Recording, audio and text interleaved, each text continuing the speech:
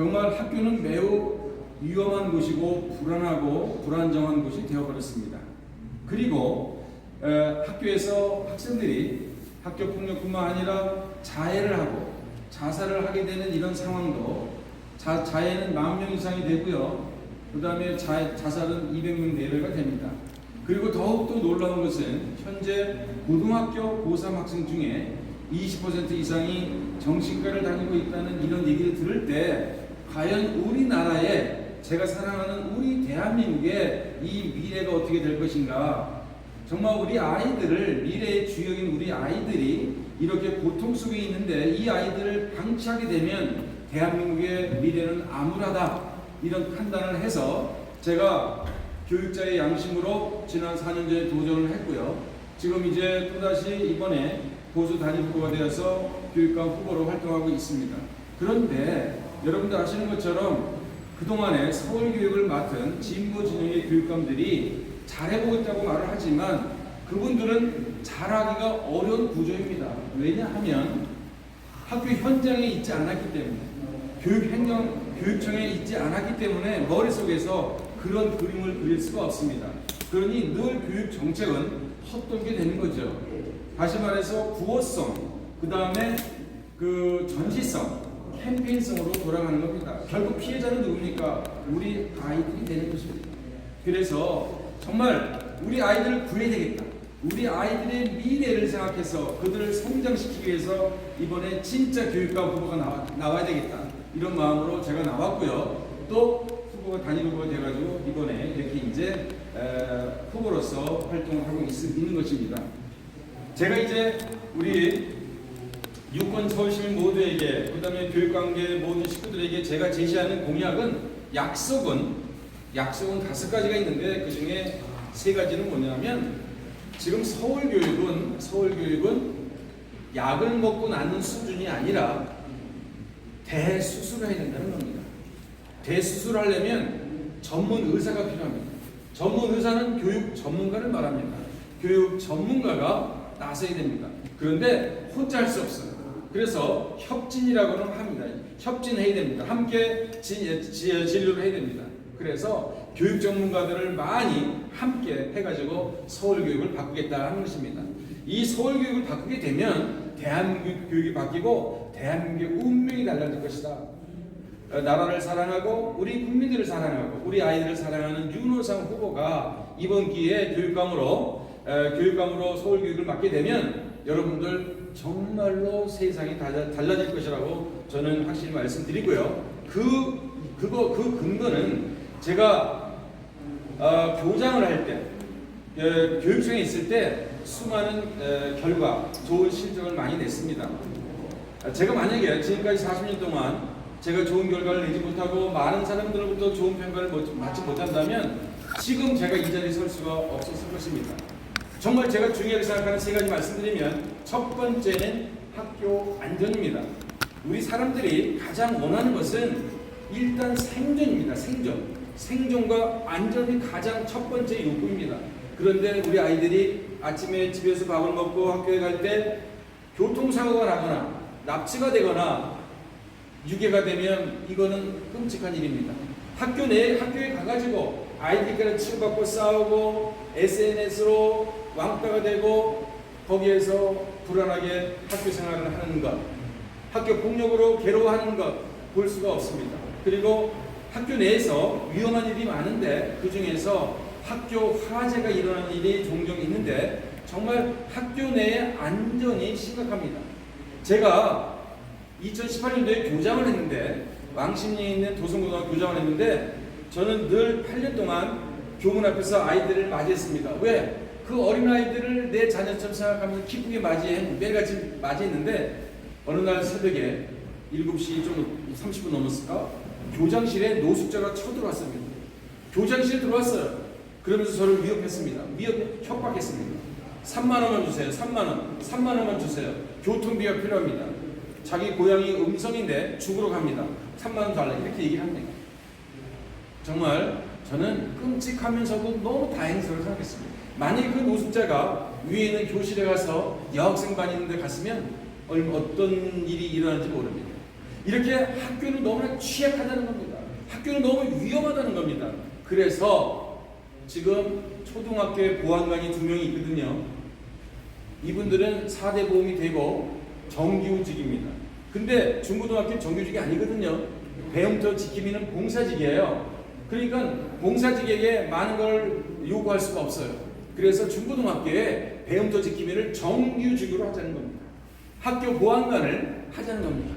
그들도 정규직으로 하자는 겁니다. 그러면 정규직이 되면 일자리가 어떻게 됩니까?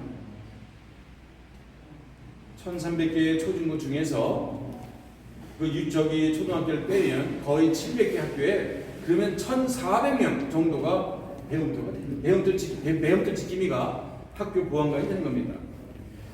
물론 이것으로는 모든 건 될 수 없습니다. 그러나 적어도 정규직의 학교 보안관이 중고등학교 배치가 되면 정문과 후문에서 외부로부터의 그러한 불안한 상황을 최소한도 막을 수가 있다. 이런 식으로 해서 첫 번째 학교 안전이고요.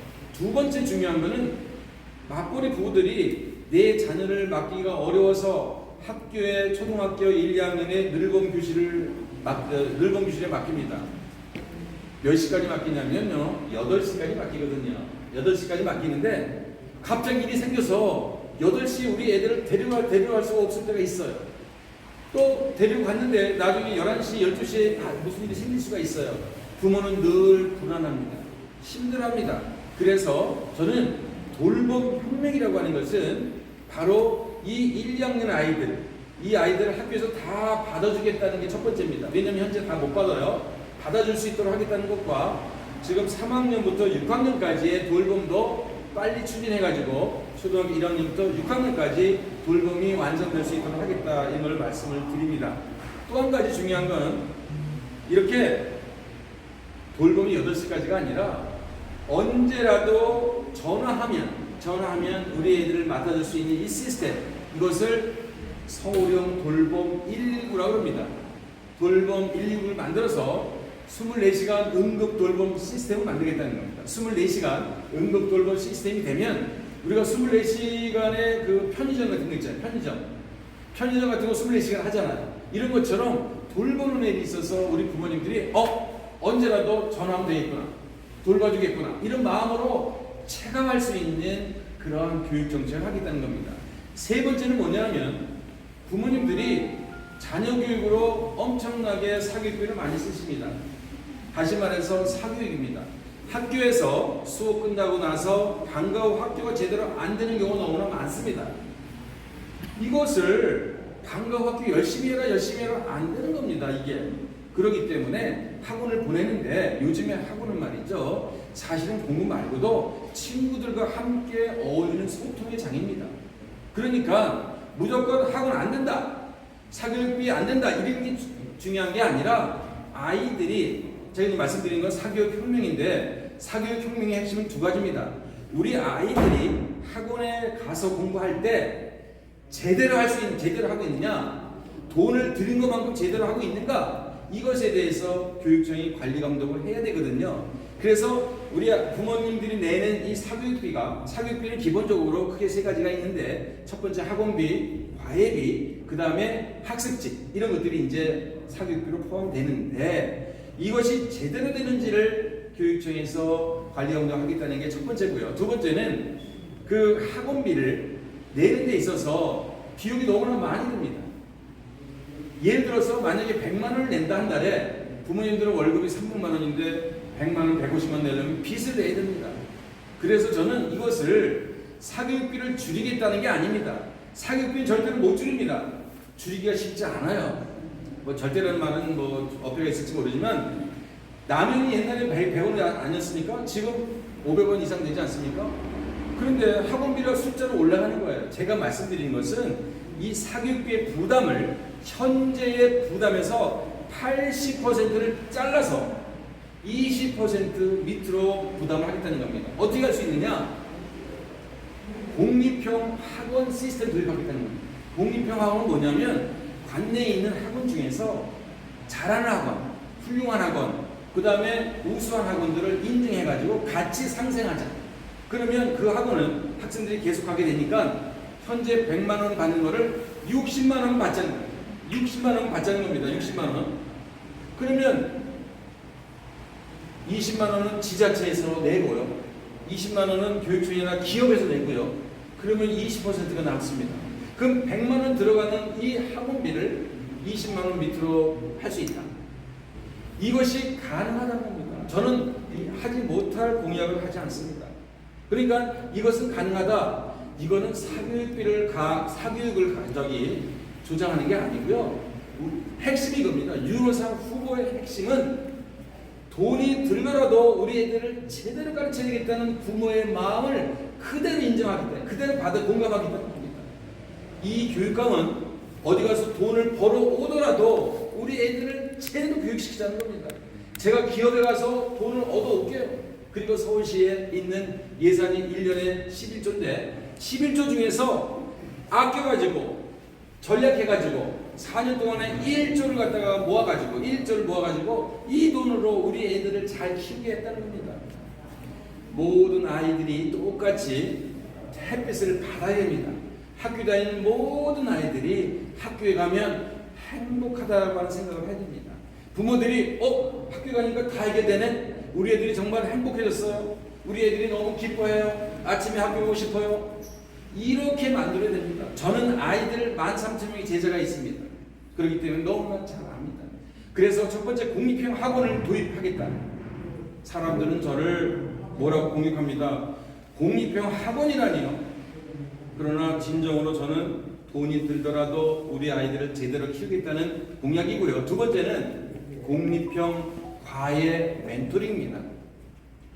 과외 멘토링은요, 이거는 미국에 있는 TFA라고 하는 교육 플랫폼을 벤치마킹한 건데 어떤 거냐면 배울 사람 다 와라, 가르칠 사람 다 와라, 운영할 사람 다 와라, 후원할 사람 다 와라. 이 네 주체가 있는 교육 플랫폼입니다. 다시 말해서 내 자녀가 중학교 1학년에 입학을 한다. 그러면은 멘토가 따라 붙습니다.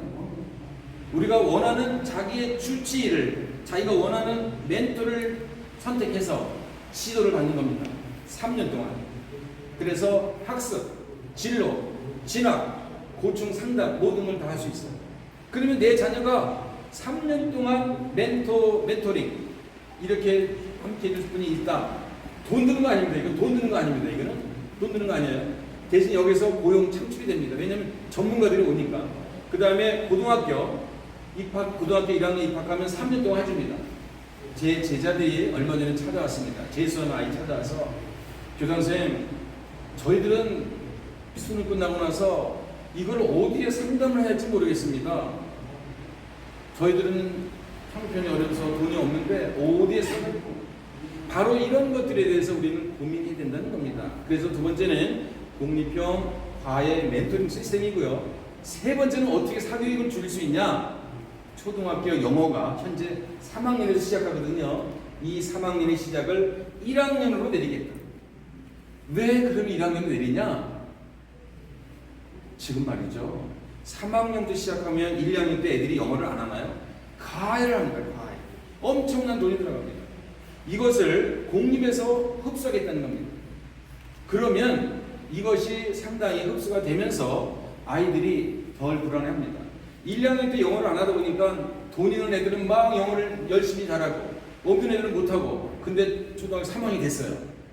완전히 천치자처럼 돼가지고 수업이 안 된다는 겁니다. 이게. 그래서 더군다나 지금 우리나라는 정말로 아이들이 똑똑하고 그 다음에 좋은 교육 환경이기 때문에 초등학교 1학년부터도 얼마든지 가능하다. 글로벌 시대이기 때문에. 그래서 저는 그렇게 이제 말씀을 드리고요. 그래서 세 가지 혁명은 뭐냐 하면, 혁명이라는 건 뭐냐면 지금까지 개혁이다, 혁신이라고 말했는데 다 말뿐입니다.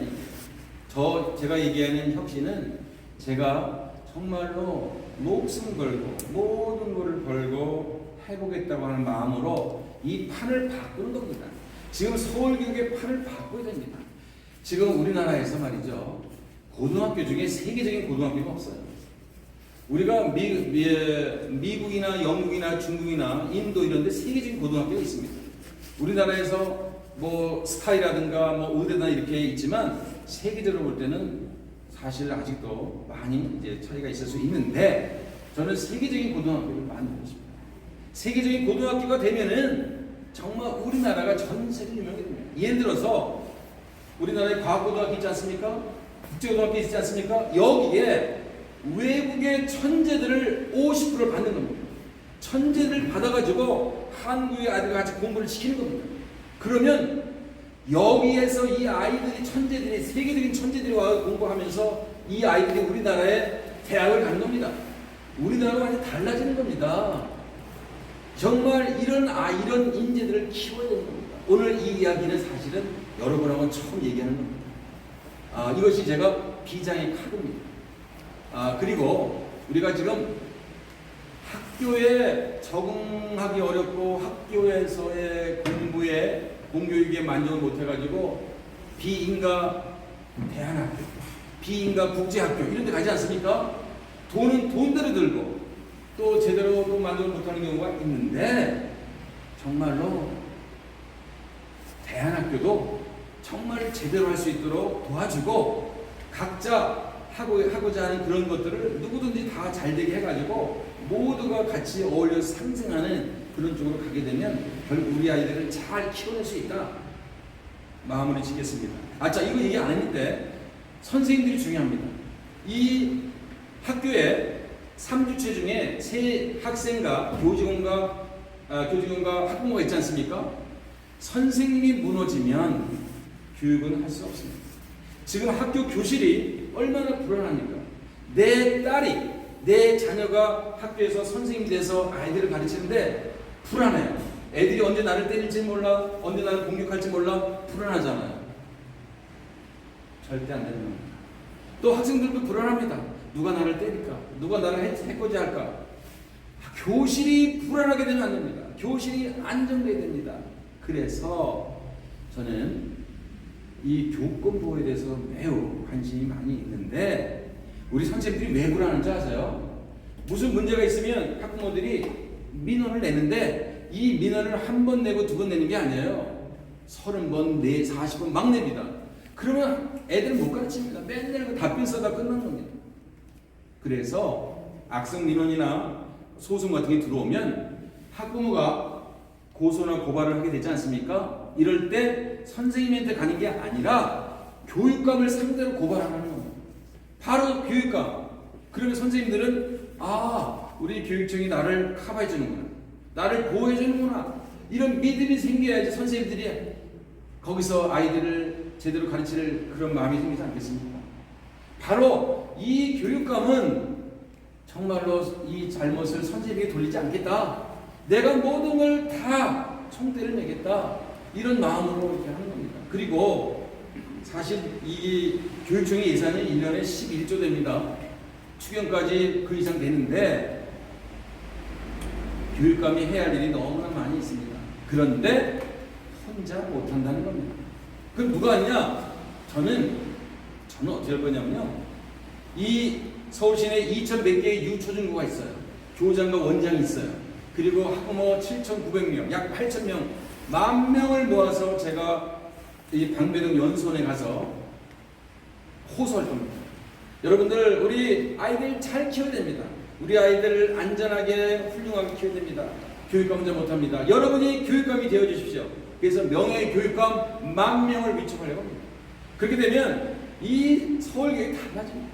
서울교육 달라지면요, 대한민국 교육 바뀌게 됩니다. 제가 마지막으로 한 가지, 윤호상 교육감 후보가 생각하는 것, 이거는 진정으로 아이들을 사랑하기 때문에 나오는 겁니다. 아이들을 사랑하는 것뿐만 아니라 인간적으로 생명을 존중하는 인본주의적인 교육감입니다. 저는 현재 교육청이 담당하는 게 유치원, 유초, 중, 고거든요. 이제 이 패러다임을 바꿔야 된다. 다시 말해서 0세부터 고3까지 교육청이 맞는다. 이거 획기적인 겁니다. 그런데 이거 플러스 알파가 뭐냐 하면 서울에서 고등학교를 졸업한 아이가 4년 동안 어려움이 있을 때 도와주는 졸업 후 4년 AS 하겠다는 겁니다. 그러니까 서울에서 고등학교 졸업했는데 대학에 갔는데 등록금이 없어요. 재수를 하는데 돈이 없어요. 직장을 구하려면 직장을 못 구해요. 이럴 때는 교육청이 나서서 그 어려움을 도와주겠다. 그럼 어떻게 도와주느냐? 교육청의 예산의 한계가 있기 때문에 기업을 끌어들여 가지고 우리 이 고등학교 졸업하고 나서 4년 동안 에이스를 해주겠다는 것이 저의 그러한 공약이 될 수 있겠습니다. 이제 마무리하겠습니다. 교육감이 왜 나왔느냐, 또 앞으로 어떻게 할 거냐 하는 질문이 있을 수 있습니다. 여러분들이 제가 말씀드리는 것이 진정성이 있으면, 진심이 있으면 여러분들은 함께 해주실 것이라고 믿습니다. 정말 이거는 한 가지 간단히 말씀드리면, 제가 얼마나 인간적으로 또 교육이라고 하는 건 보이지 않는 것이고 정말 사람을 소중히 생각하는 마음이 기본적으로 있지 않으면 이 교육은 잘 될 수가 없습니다. 제가 2011년도 강남중학교 교장을 할 때 학교에 차를 타고 가다가 한 남학생을 만났는데, 이 남학생이 중학교 1학년이었는데 태우고 학교를 갔는데 뭐라고 이렇게 얘기를 합니다. 그때 저는 내일 또 태워달라는구나. 그래갖고 2년 반을 같이 학교를 등교했습니다. 발달 장애 학생이었습니다. 그런데 이 학생이 제가 고등학교 교장 되니까 또 이 1년 반을 또 같이 왔습니다. 그래서 4년을 같이 지내게 되고 또 6년이 되고 지금 13년이 됐습니다. 저는 지금까지 그 학생하고 13년을 통화를 한 5,000번 이상 하게 됐습니다. 그런데 중요한 것은 이 학생이 6년쯤 됐을 때 제가 고민에 빠졌습니다.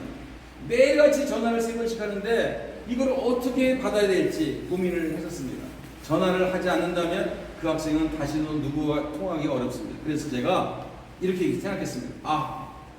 내가 전화를 안 받으면 이 학생은 누구한테 전화를 할까? 내가 받아야 되겠다. 그래서 제가 그 학생의 이름을 휴대폰에다가 예수님이라고 입력했습니다. 예수님을 입력하니까 매일 3번씩 예수님한테 전화가 오는 겁니다. 돌이켜보면 정말 그 학생이 예수님입니다. 제가 그 학생보다 잘난 게 없습니다. 그 학생은 정직하고 착하고 늘 남을 소중히 하고 챙겨주는 그런 학생입니다. 지금 26살이 됐는데, 근데 그 학생이 아버지를 살리기 위해서 간식을 하기 위해서 운동을 90kg, 70kg로 20kg 뺐습니다만 나중에 이게 안 맞아서 못했습니다. 작년 11월 달에 아버님은 돌아가셨어요. 또 매일 전화가 오는 겁니다. 교장선생님 저 어떻게 살아야 됩니까? 그래서 이제는 그 학생을 제가 양아들로 삼았습니다. 양아들로 삼고 이제 같이 제가 죽기 전까지 그 아이를 어떻게 홀로 생활할 수 있도록 할 것인가, 이런 고민을 하고 정말로 함께 하려고 많이 애를 쓰고요. 제가 도와주는 게 아니라 사실은 저는 그 아이를 통해서 제가 많이 반성한다. 내일 그 학생이 이 유세장에 옵니다. 내일 우리의 출정식에 옵니다. 왜? 교장선생님, 제가 가야 되지 않겠습니까? 이 양아버지가 교육감에 나와서 출정식에 나오는데 본인이 와서 뭔가 도와주겠다는 겁니다. 제가 이렇게 말씀드리는 건 뭐냐면, 저의 진정성을 여러분들이 어떻게 보실까라고 해서 하나 예시를 든 것인데, 저는 정말로 제가 교육감을 이권이나 명예나 권력으로 생각하지 않습니다. 오로지 봉사하고 헌신하고 그 다음에 책임을 지는 그런 자리로 생각합니다. 그래서 정말 서울교육의 이번 교육감 선거가 윤호상이라는 개인의 문제가 아니라 이 사람을 통해서 서울교육을 바꾸고 대한민국 교육의 변화를 가져오고 우리나라의 운명을 바꿔가자, 정말 이런 마음으로 제가 나왔다는 말씀드리고, 제가 6월 2일 날 밤 12시까지 목숨 걸고 뛰겠습니다. 고맙습니다. 질문이 하나 있는데요. 네. 서울시 예산이 11조고 엄청난 권력입니다. 네. 그러면은 지금 그 권력을 차지하고 있는 좌파 정교조하고 당선되면은 어떻게 싸움을 하실 겁니까? 정말 날카로운 질문이십니다.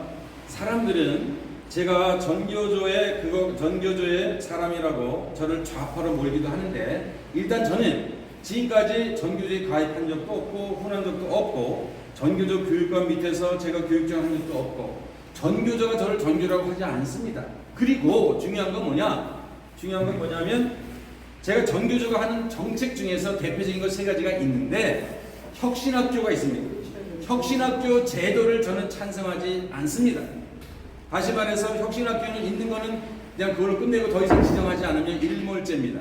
혁신학교 일몰제 더 이상 하지 않겠다 반대한다는 뜻이고요. 두 번째는 교장 공모 내부형 B라고 하는 게 있습니다. 교장을 공모하는데 교장 자격증 있는 사람이 신청할 수 있도록 하는 게 아니고 교장이 아닌 선생님도 할 수 있도록 합니다. 이것은 바로 전교조 선생님들에게 유리한 코스입니다. 저는 이것을 없애겠다는 겁니다. 또 한 가지는 학생 인권조례가 있는데 학생 인권조례는 누가 만든 겁니까? 어른들이 만든 겁니다. 그러면 그 어른들이 정말 학생 인권을 생각해서 만들었습니까? 인권은 학생에게만 있는 게 아닙니다. 교권도 있고요. 그 다음에 학부모의 인권도 있습니다. 그래서 저는 교육 3주체 인권 조례로 다시 바꾸겠다 하는 겁니다. 왜? 동전 이론입니다. 동전은 앞면, 뒷면, 옆면 있잖아요. 어떻게 한 면만 있습니까? 동전에서. 그렇기 때문에 그렇게 말씀을 드리고 좀 전에 질문하신 그것은 어떻게 싸우느냐? 그것은 분명히 말씀드립니다. 제가 혁신학교에 근무한 적이 있습니다. 혁신학교에 근무한 적이 있는데 그 선생님들은 저를 자기네 노선에 협조하라고 엄청나게 저를 힘들게 만들었습니다. 그런데 저는 오로지 우리 아이들을 바라보고 가야 된다 하는 차원에서 그들과 물론 선생님들이기 때문에 함께 하지만 그들이 하는 노선에 저는 찬성하지 않았습니다. 대표적으로 선생님들은 어떤 걸 원하냐면 교무회의라고 하는 게 있습니다. 선생님들의 모임이 교무회의를 최고로 높은 그러한 의결기관으로 하고 싶어하는 마음이 있는데 저는 절대 거기에 동조하지 않았고 지금도 동조하지 않습니다. 그리고 싸운다는 건 뭡니까? 제가 목숨 걸고 싸우겠다는데 목숨 걸고 싸우면 되지 않습니까? 그래서 지금까지의 과정도 그렇고 교육감이 되고 나서도 얼마든지 할 수 있다. 그런데 무조건 이렇게 싸우고 이런 개념이 아니고 정말 그들도 우리 편으로 정말 아이들을 구하는데 빨간색이 어디 있고 파란색이 어디 있습니까? 우리 아이들이 위험에 빠졌을 때 정말로 진영을 떠나서 정말로 순수한 교육의 마음으로 우리 아이들을 구하고 성장시키고 발전시켜 나가야 됩니다. 이런 생각이 듭니다. 한 가지 더 질문하겠는데요. 저기 교육 예산이 11조가 되는데 그 돈이 어떻게 쓰여지는 겁니까? 11조 원. 네, 교육청의 예산이 11조인데 예. 사실은 경직성 경비라고 해서 월급 같은 거 반드시 들어갈 돈이 있습니다. 그중에 그것이 상당수 차지하기 때문에 그것을 해결할 수 없습니다. 그러나 기본 운영비라든가 교육복지라든가 시설과 환경이라든가 이런 비용들이 있는데 그중에 그 교육감이 할 수 있는 그 예산이 약간 융통성할 수 있는 예산이 약 2조가 됩니다. 2조가 되는데 그것들을 세이브해가지고 2,500씩 4년 하면 1조 아닙니까? 예. 네, 세이브할 수 있다는 겁니다. 그리고 또 한 가지는 여기서 중요한 것은 11조지만 교육감이 사업 마인드, 비즈니스 마인드입니다. 아니 내가 우리 아이들을 성장시키기 위해서 돈을 벌어와야 됩니다. 저는 돈을 벌어올 겁니다. 그래서 지자체라든가 아니면 기업이라든가 이런 같은 기부를 하시는 분들 이런 분들에게 말씀을 드려가지고 또 호소도 하고 또 협조도 구하고 해가지고 아무튼 돈을 많이 세이브해서 4년 동안 1조를 모으겠다는 것이고요. 1조. 사실은 11조에 대한 그 이자도 많습니다. 예, 그렇죠. 그 이자도 많거든요. 그것도 몇백억 됩니다. 그렇기 때문에 한 400 정도 될 겁니다. 그것도 하고 또 교육감이 쓰는 그 비용도 최소화해가지고 아무튼 어떻게든지 돈을 모아가지고 우리 아이들을 위해서 쓰겠다 이렇게 말씀드립니다. 감사합니다. 네, 수고하셨습니다. 아까 저희 후보님 말씀 장시간 동안 잘 이렇게 기록 남겨주셔서 감사하고요. 여러분들께서 저희 유세 다니실 때 잘 다녀주시면 저희가 여러분 덕에 당선의 영광을 누릴 수 있을 것 같습니다. 그리고 당선이 되게 되면 반드시 말씀하신 바와 같이 꼭 이루시는 분이시니까요. 믿고 이렇게 좀 도와주시기 바라겠습니다. 여러분 대단히 감사합니다. 저는 우리 제자와 학부모이기 때문에 거짓말을 하면 안 됩니다. 그리고 막말, 저는 욕을 할지 모릅니다. 욕을. 저는 어렸을 때부터 욕을, 초등학교 5학년 때까지는 욕을 잘했다 그래요. 근데 초등학교 이후부터는 욕을 한 적이 없습니다. 욕을 잊어버렸어요. 그래서 욕을 안 합니다. 저는요. 그래서 그렇게 비방하거나 누구를 욕하거나 그렇게 할 줄 모릅니다. 아무튼 저는 학생뿐만 아니라 모든 사람이 소중하다 이 생각으로 정말 너무나 지금 아름답지 않습니까? 인간답게 사는 거. 그래서 아무튼 제가 한번 실천해 보겠습니다. 네, 여러분 훌륭하시죠? 고등학교를 만든다고 했는데 귀족 학교를 만드는 겁니까? 아니면 평민들도 사다리를 타고 가가지고 기득권을 할 수 있는 그 고등학교? 제가 말씀드린 거는요. 아까도 말씀드렸지만 공교육은 말이죠. 햇빛이 똑같이 내리쬐는 거거든요. 영국의 이튼 고등학교 말씀하는 거. 아니 이튼 스쿨도 있고 미국의 토마스 제퍼슨 하이스쿨도 있는데 귀족 학교를 원하는 건 아닙니다. 그리고 돈이 들면 얼마든지 지원할 수 있습니다. 돈이 없어서 못하는 일은 없습니다. 한 가지만 말씀 더 드리면 오늘 정말 우리 오신 분들에게 새로운 이야기 처음 하는 게 너무 많은데 뭐냐면 제가 강남중학교 때 야구부 있는 학교에 교장을 했거든요. 근데 아이들이 한 달에 60만 원 이상 돈을 내요 매달. 근데 생활이 어려운 애들은 야구를 좋아하고 야구를 잘하는데 돈이 없는 겁니다. 그런데 이걸 나라에서 안 내주는 겁니다. 그래서 제가 생각했어요. 정말 자기가 능력이 있는데 생활이 어려운 애들이 있어요. 근데 얘가 야구를 잘하고 축구를 잘하고 운동을 잘할 수 있어요. 이런 애들은 키워내야 된다는 겁니다. 돈이 들면 그거 대줘야 된다는 겁니다. 그러니까 돈 있는 사람만이 잘 되고 잘 되는 게 아니라 없어도 그 아이들의 소질을 잠재력을 키워줘야 된다는 겁니다. 혹시 정치고등학교 만들 생각은 없으세요? 네? 정치고등학교. 정치고등학교를 만든다는 그런 생각보다는 정치에 대해서 제대로 교육을 시킬 필요는 있습니다. 왜냐하면 무조건 정치라고 하는 것이 우리가 생각하는 그런 정치가 아니라 사실 발을 정자로 해가지고 자기가 하고 있는 조직이라든가 여러 가지 활동에 있어서 제대로 할 수 있도록 하기 위해서는 정치라는 것이 필요합니다. 그래서 그런 것들을 프로그램에 넣어서 하고 그 다음에 만약에 한다면 뭐 학교 이전에 먼저 프로그램을 만들어서 아카데미라든가 돌려볼 수 있죠. 네, 그런 쪽으로 할 수 있습니다. 아무튼 훌륭한 리더를 키우는 그런 과정이 필요하다고 봅니다. 네, 이상으로 마치겠습니다. 감사합니다.